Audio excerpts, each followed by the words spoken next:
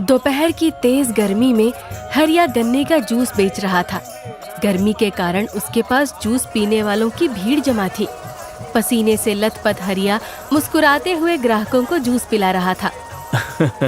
लाओ भाई लाओ, गर्मी में तो ठंडा ठंडा गन्ने का रस पीकर जान में जान आ जाती है। जैसे ही भीड़ थोड़ी कम होती है, हरिया गन्ने की मशीन साफ करने लगता है। मशीन में फंसे गन्ने के टुकड़े को निकालते वक्त अचानक मशीन चालू हो जाती है और हरिया का हाथ उस मशीन में आ जाता है। हरिया की चीख निकल पड़ती है। जल्दी से लोग उसकी मदद के लिए आगे आते हैं। अरे अरे कोई बचाओ, इस भाई का हाथ मशीन में फंस गया है। अरे कोई बचाओ, जल्दी मशीन बंद करो। जब तक वहाँ खड़ा एक आदमी मशीन बंद करता है, तब तक हरिया का हाथ कुचल चुका होता है।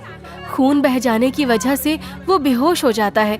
जल्दी से हरिया को हॉस्पिटल लेकर जाते हैं। हमें खेद है, हाथ को बचाना मुमकिन नहीं है। हमें उसे काटना ही पड़ेगा, वरना इन्फेक्शन पूरे शरीर में फैल जाएगा और जान को खतरा है। हे भगवान, हरिया भैया को कुछ नहीं होना चाहिए।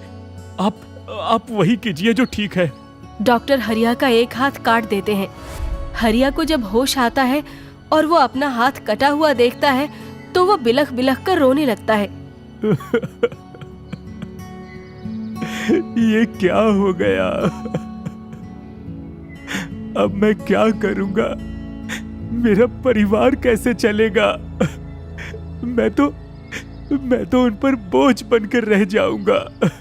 हे भगवान, इससे अच्छा तो मुझे मार ही देते। रो मत हरिया, रोने से क्या होगा? अगर तू रोया तो तेरे घर वालों का क्या होगा? जब उनको पता चलेगा तो सोच उनकी हालत क्या होगी। हाँ, हरिया बेचारा टूट जाता है और इधर हरिया के घर पर उसकी पत्नी मीना, बूढ़ी माँ और 2 छोटे बच्चे इंतजार कर रहे होते हैं कि तभी ललिता दौड़ती हुई वहाँ आती है। मीना भाभी, हरिया भैया का हाथ गन्ने की मशीन में आने की वजह से काटना पड़ा है। वो अभी इनके साथ घर आ रहे हैं। मैंने देखा तो मुझे अपनी आंखों पर यकीन ही नहीं हुआ। ये बात सुनकर हरिया के घर वालों के पैरों तले जमीन खिसक जाती है। इतने में हरिया एक हाथ के साथ घर लौटता है। ये क्या हो गया? हे भगवान, ये तूने क्या किया? हाय मेरा बच्चा। अरे भगवान, इससे अच्छा तो तू मेरे हाथ ले लेता, पर मेरे बच्चे के साथ तो ऐसा ना करता। अब जो हो गया उसको बदला नहीं जा सकता, इसलिए भगवान को दोष देने से क्या फायदा। शायद मेरे ही कुछ बुरे कर्म रहे होंगे जो मेरे साथ ऐसा हुआ। हरिया घर पर उदास बैठा रहता है। गली से जूस बेचने वालों की आवाजें आ रही होती हैं। हरिया को अपने पुराने दिन याद आने लगते हैं और वो एक हाथ से अपने आंसू पोंछने लगता है। ऐसे ही दिन निकलते जाते हैं और रसोई खाली होती जाती है। माँ जी, आज सब्जी नहीं बन पाई, पैसे ही नहीं बचे थे। आज इसी से काम चलाना पड़ेगा। कोई बात नहीं बहू, हम तो इससे पेट भर लेंगे, पर हरिया को अगर ये नमक और रोटी दी तो कहीं वो दुखी ना हो जाए। आज घर में सब्जी भी नहीं बनी और फिर वो हमेशा की तरह खुद को कोसने न लगे। माँ जी, कल तो मैं काकी से साग ले आई थी, पर रोज रोज कहाँ से सब्जी मांगू? हरिया को घर के हालातों के बारे में पता न चल जाए, इसलिए मीना पड़ोस से थोड़ी सी सब्जी मांग कर लाती है और हरिया के लिए खाना परोस देती है। मैं ऐसे रोज रोज सब्जी मांग कर नहीं ला सकती। अब कल से मैं ही काम पर जाऊंगी और अपना घर चलाऊंगी। अगले दिन मीना खेतों में मजदूरी करने जाती है और सूरज सिर पर होता है, फिर भी वो डट कर काम करती है। उस खेत के एक कोने में काफी हरी भरी सब्जियां लगी होती हैं। अगर मैं कुछ सब्जियां ले जाऊं तो इनके और बच्चों के लिए रोटी के साथ सब्जी का इंतजाम हो जाएगा। मीना बगीचे में जाकर वहां से लाल लाल टमाटर तोड़ लेती है और पल्लू में भर कर ले आती है। शाम को जब वो वापस आती है तो सब भूखे बैठे होते हैं। माँ, इतनी देर क्यों कर दी आने में? हम कब से भूखे बैठे हैं। अरे बच्चों, देखो मैं क्या लाई हूँ। अब मैं इसकी बढ़िया सी सब्जी बनाती हूँ, फिर हम मजे से खाएंगे। सब्जी तो बन जाएगी, पर रोटी के लिए आटा लाई हो या नहीं? अरे आटा तो कल ही खत्म हो गया था, अब क्या करें माँ जी? आटा कहाँ से लाएं? मीना डिब्बे को हिला डुला कर देख लेती है, पर उसमें एक रोटी का भी आटा नहीं निकलता। मीना की नजर आटे की बची भूसी पर पड़ती है। मीना जल्दी से भूसी की ही रोटी बनाने लगती है। भूसी की रोटी और टमाटर की सब्जी बनाकर मीना बाहर लेकर आती है। देखो, खाना तैयार है, चलो बच्चों बाबा के साथ बैठकर खाना खाओ। जब हरिया भूसी से बनी रोटी खाता है तो वो समझ जाता है कि अब रसोई में कुछ नहीं बचा।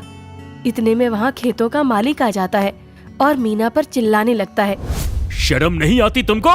अरे पर मैंने किया क्या है? मैंने तुम्हारे इस पति की हालत पर तरस खाकर तुमको काम दिया और तुम मेरे बगीचे में सब्जी चुरा कर ले आई। हाँ, अरे इतने बुरे दिन आ गए हैं तो मुझसे मांग लेती। ये चोरी करना अच्छा लगता है क्या? मीना, क्या सच में तुमने चोरी की है? नहीं, वो तो बस मैंने 4 टमाटर लिए थे सब्जी बनाने के लिए। अच्छा, तो ये टमाटर की सब्जी मेरे बगीचे से चुराए टमाटर से बनी है। दो इधर इसे। मालिक सब्जी उठाकर ले जाता है। अब घर में ना रोटी बनाने के लिए आटा है और ना सब्जी। उस रात भूसी से बनी रोटी को खाकर बच्चे जैसे तैसे सो जाते हैं। पर अगले दिन फिर से वही समस्या खड़ी हो जाती है। 2 दिन बीत जाते हैं और घर में खाने को कुछ नहीं होता। मीना, मैं तुम सबका पेट भरने लायक भी तो नहीं रहा। अब तो लगता है ऐसे जीने से अच्छा तो मर जाना है। ऐसी बातें मत करो, भगवान हमें जरूर कुछ रास्ता दिखाएंगे। घर में खाने को एक निवाला भी नहीं है मीना। एक वक्त की रोटी सब्जी कमाना कितना मुश्किल हो गया है मेरे लिए। आप परेशान मत हो, मुझे काकी कुछ काम बता रही थी, मैं अभी उनके पास होकर आती हूँ। मीना के जाने के बाद हरिया थोड़ा टहलने के लिए निकल जाता है। अरे भौजी, देखो तो हरिया कैसे मजे में घूम रहा है। अब तो लगता है हरिया पूरी जिंदगी बीवी के टुकड़ों पर पलेगा। अरे कल खेतों का मालिक आया था और मीना को काम से निकाल दिया। वो उसके खेतों से सब्जी चुरा कर लाती थी। हे भगवान, बताओ तो कैसे दिन आ गए इनके। बीवी अब चोरी करने पर उतर आई है। अरे अगर हरिया चाहे तो एक हाथ से भी काम कर सकता है। हरिया उन औरतों की बातें सुन लेता है। उसके बाद वो दिल पर बोझ लेकर भारी कदमों से घर वापस लौट आता है। घर आकर वो चुपचाप कोने में बैठ जाता है। मीना हरिया के उतरे हुए चेहरे को देख लेती है। क्या हुआ, ऐसे चुपचाप क्यों बैठे हो? मीना, लोग बातें बना रहे हैं। कहते हैं मैं अब तेरे टुकड़ों पर पल रहा हूँ। कहते हैं कि मैं निकम्मा बन गया हूँ। लोग तो कुछ भी कहेंगे, हमें तो अपनी जिंदगी देखनी है। जो दर्द तुम सह रहे हो उसे कौन समझेगा? पर मीना, मैं और नहीं सह सकता। मैं कुछ करूंगा। एक हाथ से ही सही कोई काम ढूंढूंगा, चाहे कितना भी छोटा काम हो। बस भीख मांगने जैसी हालत ना आए। हाँ, कोई बात नहीं। क्यों ना हम दोनों साथ मिलकर फिर से अपनी जूस की दुकान चलाएं। हम दोनों मिलकर काम करेंगे और मिलकर मेहनत करेंगे। मैं जूस निकालूंगी, तुम ग्राहक संभालना। पर मैं ये कर पाऊंगा ना? अरे आप सब कर सकते हो, बस थोड़ी सी हिम्मत तो करो। अगले दिन मीना फिर से गन्ने की मशीन साफ करती है और उधारी पर गन्ने लेकर आती है। उसके बाद हरिया और मीना दोनों फिर से गन्ने की दुकान चालू करते हैं। हरिया भैया, तुमने तो फिर से जूस की दुकान लगा ली, पर तुम इसे चलाओगे कैसे? अपने इन 2 हाथों से चलेगी ये दुकान भोला भैया, आप बस देखते जाओ। मीना मशीन से जूस निकाल रही होती है और हरिया एक हाथ से जूस डाल कर ग्राहकों को दे रहा होता है। दोनों मिलकर अपनी जूस की दुकान अच्छे से चला रहे होते हैं और लोग दोनों पति पत्नी की हिम्मत की खूब तारीफ करते हैं। देखो जी, सारे गन्ने खत्म हो गए और अच्छे खासे पैसे भी जमा हो गए। अब पहले हम इन सारे गन्नों का उधार चुकाएंगे और फिर घर जाकर पेट भर खाना खाएंगे।